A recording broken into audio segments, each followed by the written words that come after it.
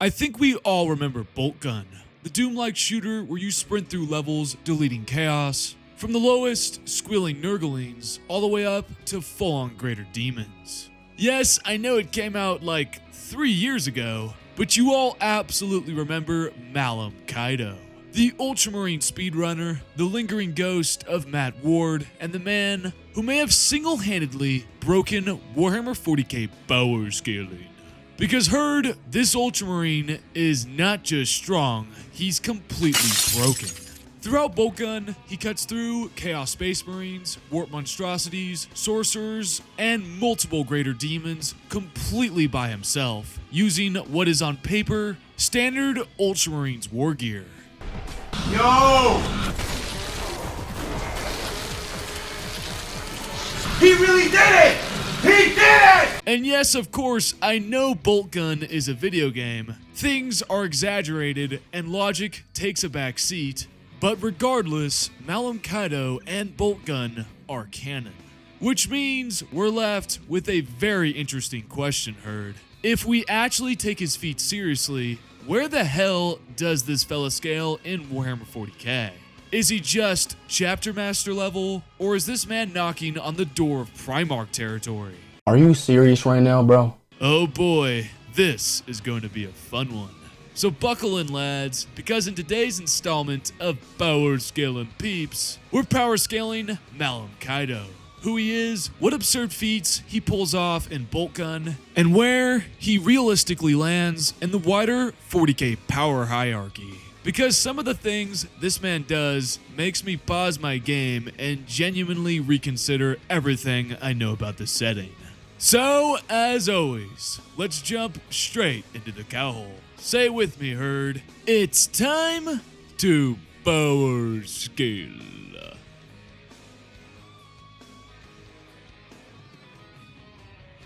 So first things first, who actually is Malum Caedo? After the invasion of orcs and chaos as seen in Space Marine 1, the Forge world of Graia was placed under close watch by the Inquisition. Then, as always, things got a lot worse. Rogue tech priests began experimenting with the remains of Inquisitor Drogon's power source, and shockingly, that turned out to be a terrible idea. Their experiments tore open a warp rift on the planet, triggering a full-scale chaos invasion. Oh shit, here we go again. In response, Inquisitor Sabel of the Ordo Malleus requested the deployment of an Ultramarine Stern Guard veteran squad to secure the power source and stop the situation from spiraling completely out of control. That squad never made it. During deployment, their drop pod was hit by enemy fire and crash landed, killing everyone aboard except one Space Marine, Malum Caedo.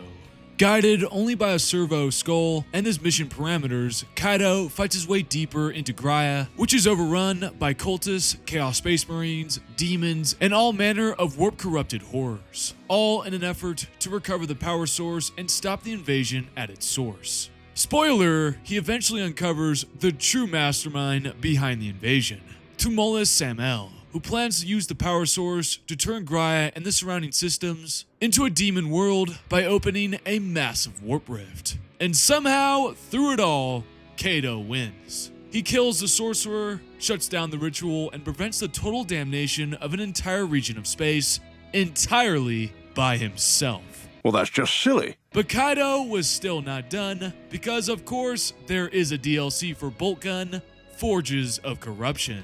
This time around, Caedo is tasked with fighting through 5 new zones, pushing deeper into the corrupted heart of the planet, and ultimately obliterating a demonic forge, once again alone with no reinforcements and no margin for error. But even more crucially, his actions are canon. Yes, folks, canon. This actually happened, which makes it even more insane in terms of powerscaling. Naturally, with the sequel to Boltgun now on the way, we're almost certainly going to have to revisit this madness again in the future, because if the next game escalates things even further, especially because it's a sister of battle, the powerscaling conversation is truly going to get very messy. Now it's time to talk about Malum Caedo's abilities, arsenal, and feats he has across the events of Boltgun that makes me, and you guys probably, seriously question where he belongs on the 40k power scale.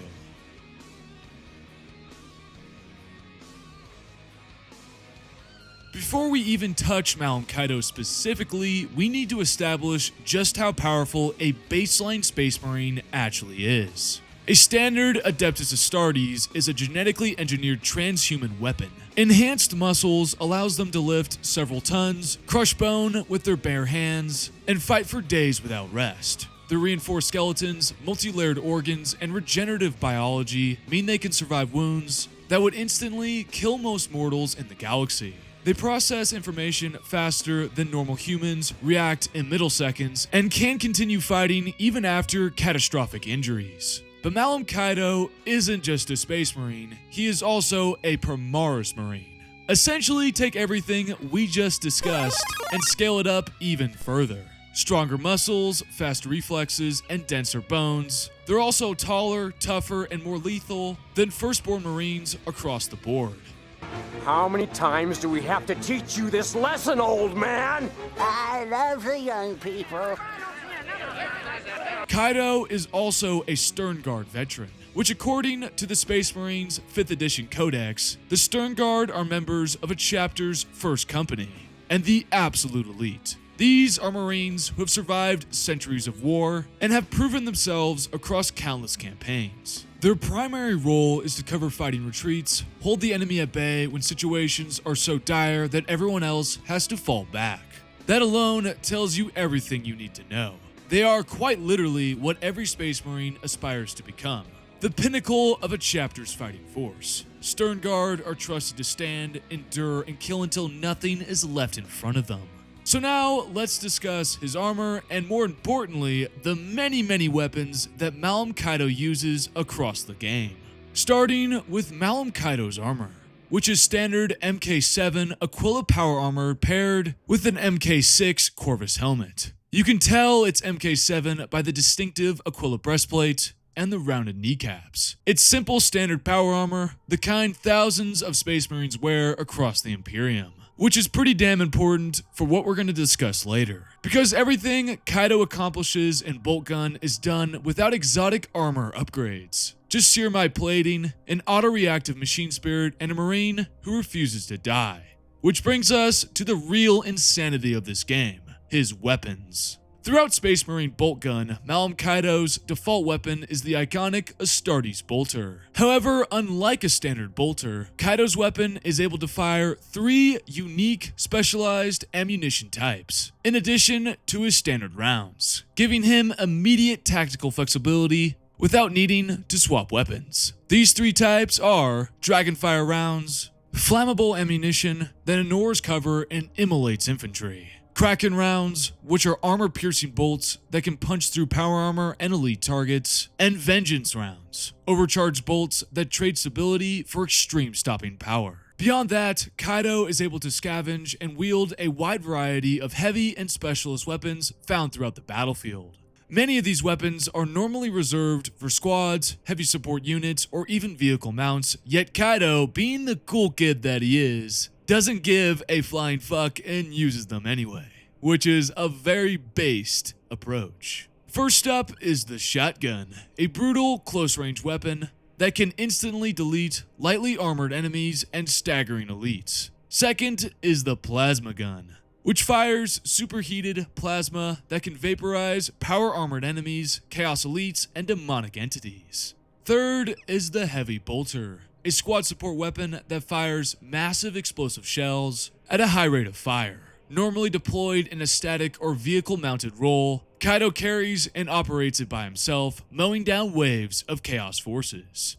Then we have the Vengeance Launcher, a shoulder-mounted grenade system favored by Stern Guard veterans. It fires explosive payloads designed for larger, more heavily armored targets like Chaos Space Marines. After that, of course, we have the Meltagun, a short-range anti-armor weapon that fires a focused beam of thermal energy. This thing is designed to annihilate tanks, bunkers, and heavily armored foes. After that comes the Volkite Cavalier, a rare and ancient weapon that fires thermal beams, causing enemies to combust internally, often triggering chain reaction disintegration. And yes folks, there are still more. 7th is the Grav Cannon, one of the most absurd weapons in Caedo's arsenal. The Grav Cannon manipulates localized gravity fields, crushing enemies under their own mass. It's highly effective against elite infantry, monstrous targets, and dense formations, and absolutely not something a lone marine should be casually lugging around. Then we have the weapons introduced in the DLC Forges of Corruption.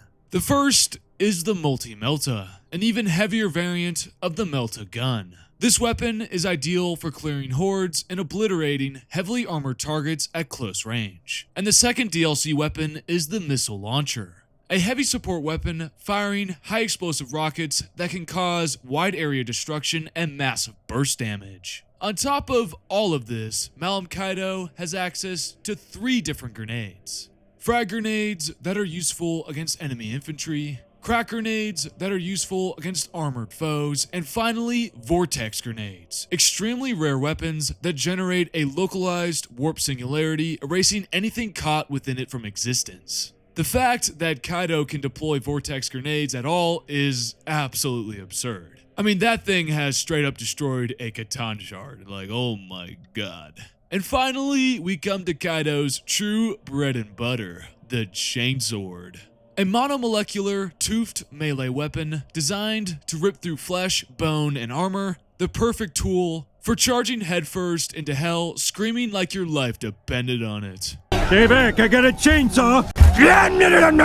Throughout the campaign, Malum Caedo also occasionally encounters machine spirits, which are rare and powerful battlefield blessings. They typically appear once per level, and these spirits temporarily enhance the currently equipped weapon until the end of the chapter. Mechanically, this represents the weapon operating beyond its normal level. Lore-wise, it implies Caedo is forcefully synchronizing with the machine spirit, extracting performance most Space Marines would never dare to attempt. The exact weapons Caedo employs throughout the campaign ultimately depends on the player, allowing for wildly different playstyles, from methodical long-range annihilation to full-blown chainsword-fueled rampages. So now that we've laid out his armor, his baseline capabilities, and the insane arsenal at his disposal, we can finally get into the real meat of this video. The sheer number of ridiculous feats Malum Caedo pulls off across Boltgun, and why they completely break Warhammer 40K power scaling.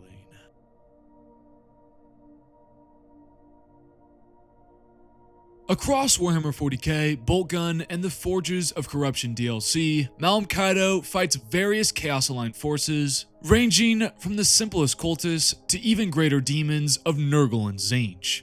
At the lowest tier, Caedo wades through a vast number of Chaos cultists, mortal traitors armed with auto guns, heavy stubbers, plasma weapons, and crude melee arms. While individually weak, they appear in overwhelming numbers and are often positioned to support heavier Chaos units. Caedo cuts through these forces by the hundreds, frequently while under sustained ranged fire and simultaneously pressured from elite enemies. From there, the threat escalates rapidly. Caedo routinely engages Chaos Space Marines, fully armored Traitor Astartes drawn from the Black Legion. These include standard Chaos Marines, aspiring and chosen champions, Havocs equipped with heavy weapons, and Chaos Terminators, including Lightning Claw variants. These are not fonder enemies. A single corrupted Space Marine is usually a match for a loyalist Primaris. Then we come to the many demons that are rampant throughout this game, starting with those under Tzeentch's influence. Caedo battles Pink Horrors, Flamers, Exalted Flamers, and Screamers. These demons attack with reality warping abilities and do not fight by conventional rules. Boltgun also has several of Nurgle's servants, such as Nurglings, Plague Toads, and other plague-ridden constructs that swarm Caedo, bringing plague, corruption, and biological warfare into play. These enemies are designed to grind opponents down through attrition, something that should be catastrophic for a lone Space Marine operating without support. Even accounting for the fact that Boltgun is a video game, a conservative estimate places Caedo's kill count somewhere between 1,300 and over 2,000 enemies across the base game and DLC. Within that number are hundreds of cultists, dozens of Chaos Space Marines, multiple Terminators, numerous demonic enemies, and several monstrous or vehicle-grade threats. But folks, you've probably noticed I did not include the beings that are some of the strongest in the 40k setting.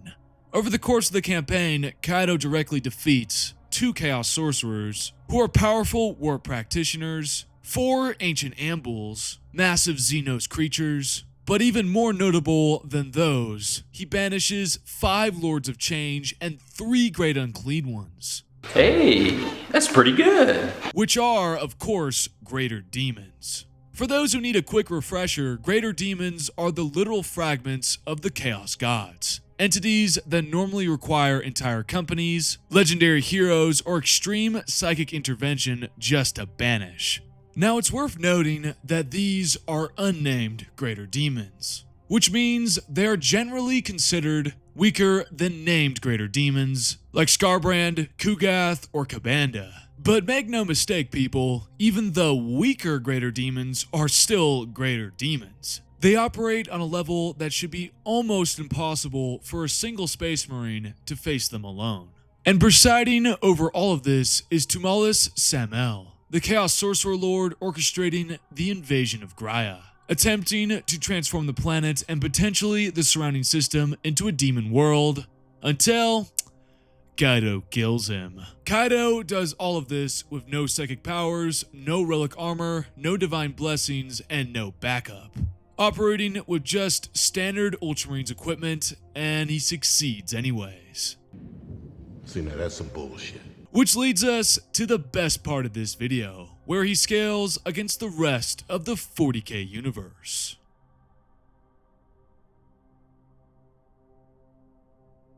So now we've come to my favorite part of the video, revealing a Fallen Cow's power pyramid, and for this one I've got a few tiers: Chapter Master, Enhanced, Low Primarch, High Primarch, and Beyond Primarch. Yes, I did not include Cosmic or Multiversal, because as much as I love Mr.Malum Caedo, there is no chance in hell he scales to destroying multiple planets or realities. Let's not glaze him too hard, fellas. Before we continue, let me give a brief rundown on each of these tiers. The Chapter Master tier is the upper ceiling of mortal Space Marines. Here we can find legendary commanders and warriors that can defeat elite enemies, lead entire campaigns, and occasionally slay demons or monstrous foes under the right circumstances. Next, we have the Enhanced tier, which includes warriors who push far beyond standard Astartes limitations through gene craft, psychic ability or specialized training. Custodes, Grey Knights, and other augmented elites are in this tier. They can challenge demonic entities and superhuman foes in direct combat, but sustained solo dominance against high-tier warp beings is still unlikely. After that, we have the Low Primarch tier. Here are entities that operate at the lower end of the Primarch level of power. This includes weaker Primarchs and beings that are capable of fighting Greater Daemons with difficulty. After that is the High Primarch tier, which is the pinnacle of martial power within the Primarch spectrum. These figures have repeatedly defeated Greater Daemons, Avatar of Cain class entities, and massed elite forces with ease. These feats include no difficulty or near to no difficulty against enemies that would annihilate entire armies. Following that is the Beyond Primarch tier. Those found here have power that exceeds even the Primarchs individually. These entities are not simply stronger, they exist on a higher metaphysical or narrative tier. Primarchs may challenge or temporarily resist them, but outright victories are rare or conditional. So now we're going to quantify his feats and compare them to the rest of the 40k universe. Just to summarize, yet again, Malum defeats thousands of enemy cultists, hundreds of Chaos Space Marines, dozens of Terminators, 3 Sorcerers, including the main antagonist, 4 Ancient Ambuls, and 8 Greater Daemons in total. Holy crap. Now before we start crowning Caedo a god, let's be realistic for a second. In the actual lore, Malum Caedo is still only a Space Marine. A very strong one at that, but still only a Space Marine. If we're trying to be realistic and grounded, Caedo would likely sit at the low end of the enhanced tier. He might have a chance against a Custodes in single combat, but he wouldn't be able to outright defeat one.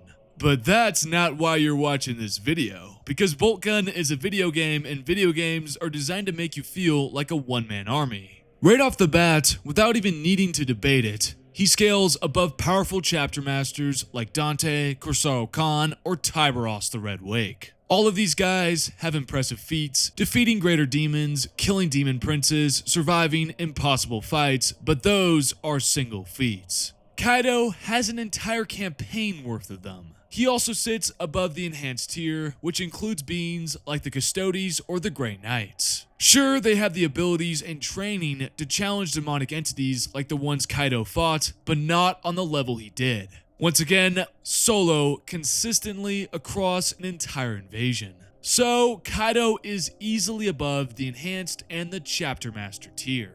Which brings us to the next tier, Low Primarch. At the Low Primarch tier, we typically place beings like the Avatar of Cain, most named Greater Demons, and the weaker base Primarchs like Lorgar, Alfarius, or Guilliman. These characters can defeat Greater Demons, but it is rarely easy and almost never clean. Lorgar's fight against Angarith in Aurelian is a perfect example. He struggles, nearly dies, and only barely manages to slay the demon.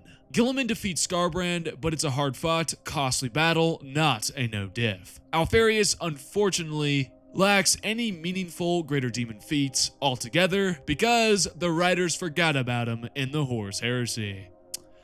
I pray for you Alpha Legion fans, you guys have next to no lore. But it's important to clarify something first. The demons these Primarchs fought, Skarbrand, Chaos Fateweaver, or Angarith, are named Greater Demons, and as I discussed earlier, are among the strongest of their kind. Loser! You're a loser! Are you feeling sorry for yourself? Well, you should be, because you are dirt! You make me sick, you big... They are vastly more powerful than their unnamed counterparts, wielding immense war power, personal favor from their gods, and centuries of accumulated combat knowledge. These fights are close for a reason. So now with that knowledge in hand, let's contrast that with Malum Caedo.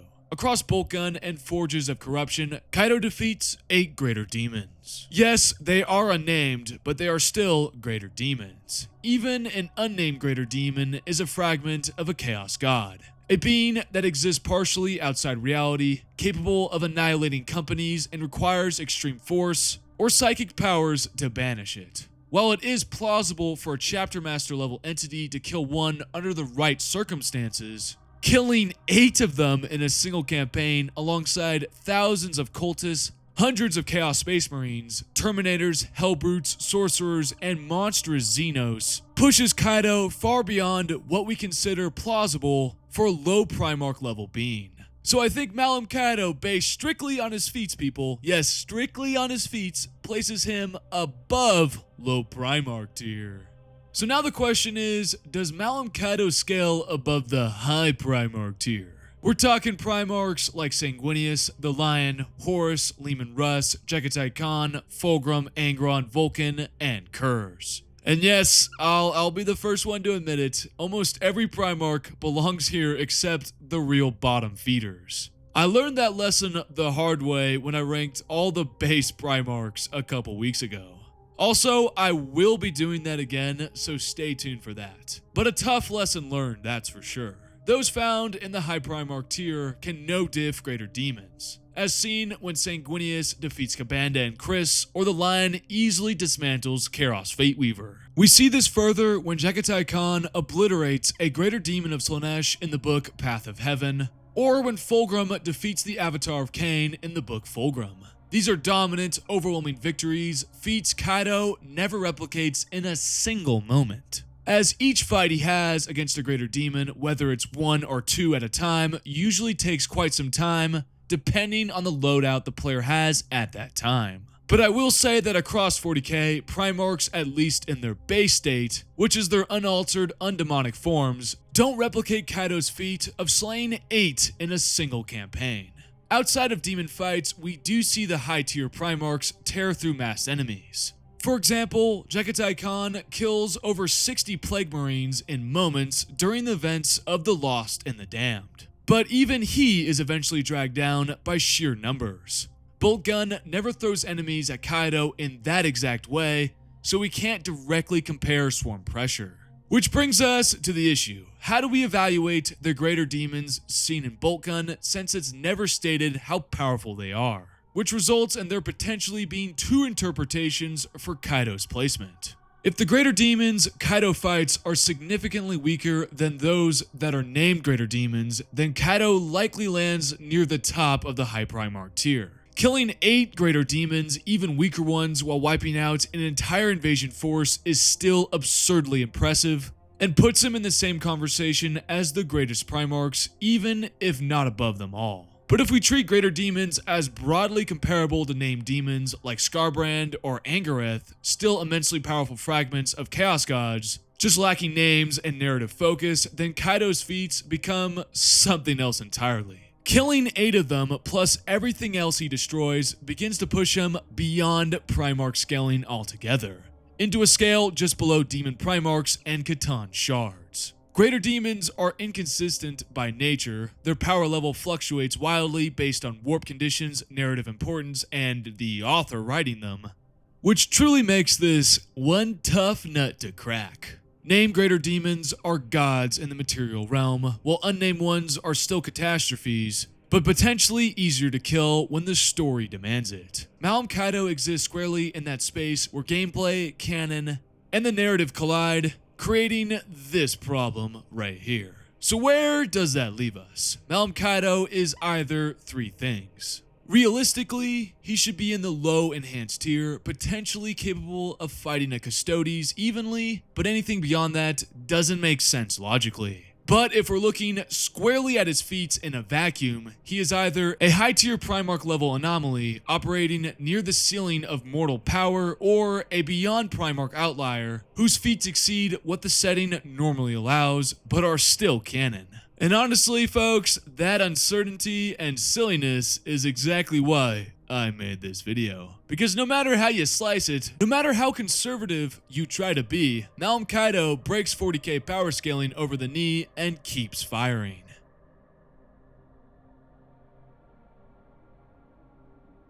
So now that we've discussed where Malum Caedo scales, let's talk about why he breaks 40k power scaling.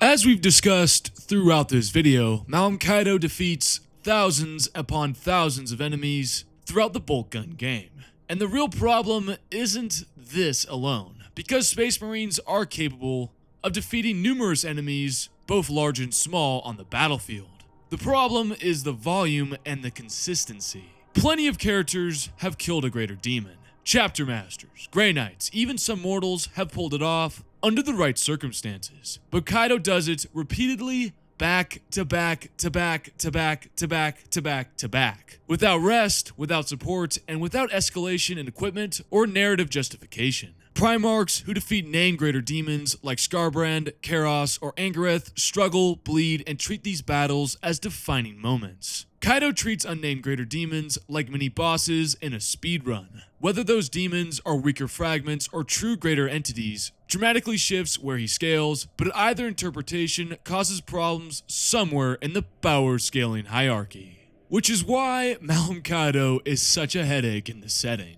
If you downscale his enemies, you undermine what Greater Daemons are supposed to represent. If you upscale his feats, you end up with a Space Marine outperforming Primarchs in combat, which of course makes no logical sense whatsoever. The only explanation I have for all this silly feat Caedo has is that there's possibly a direct divine intervention from the Emperor himself. Warhammer 40k has a long, well-established precedent for the Emperor subtly or not so subtly empowering individuals at critical moments. Examples like Saint Celestine, Sigismund, Saint Sabat, and even unnamed guardsmen have performed miracles explicitly attributed to the Emperor's will acting through them. So it wouldn't exactly surprise me that Malum Caedo's got some Emperor juice pumping through him. So a salute to you, Mr.Malum Caedo. You are one of the strongest Space Marines in 40K. And that's gonna do it for this video. And whether you take his feats at face value or apply a bit of realism, the fact that we're having this conversation at all shows just how silly this Ultra Smurf is. But I would love to do this again, folks. There are so many video game characters in Warhammer that deserve the same treatment. Titus from the Space Marine games, Caius from Fire Warrior, and plenty of other absolute lunatics who blur the line between gameplay and actual canon. If you want more videos like this, you already know what to do. Drop a like and comment, and make sure you're subscribed to A Falling Cow. Massive shout out to my Patreon and YouTube members: Imposse Paul, Nathan, Musty, Keydri, Nico149, Omar, Musty Lawyer, Lag, Seth Capazilla, and Dinkleberry. This month is gonna be a weird one, I will not lie. I am leaving for Japan in the middle of this month, so I'm going to try to record as much footage as possible, but you may, emphasis on may, be left with 1 week or 2 without content. I apologize, but hey, a cow wants to go see where Sukuna massacred a bunch of people. Shibuya Station, baby, Shibuya Station. As always, my beloved herd, make sure you eat your grass, stay milked, and I'll see you all in the next video.